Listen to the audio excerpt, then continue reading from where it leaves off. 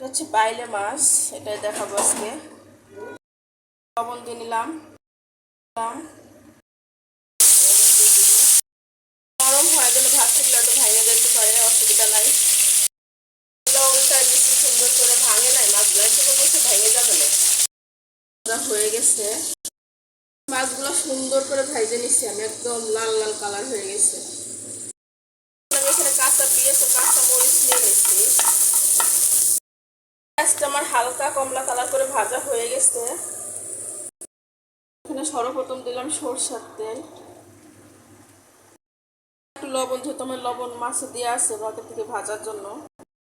একটা শুকনো মরিচ দিছি কারণ যাতে ভর্তাটা অনেক সুন্দর একটা ঘ্রাণ আসে।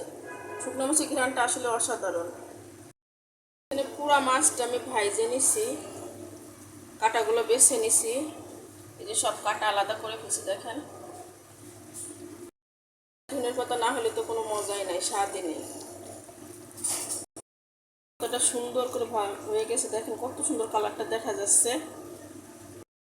তো হয়ে গেছে আমার বাইলে মাছের ভর্তা, আসলেই অসাধারণ একটা ভর্তা।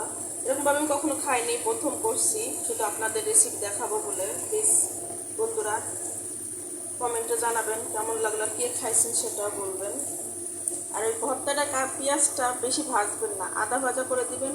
গালে পেঁয়াজটা কেমন লাগবে, যে মজা লাগে তা বলার মতন, অনেক স্বাদ লাগে জানেন, অনেক মজা লাগে।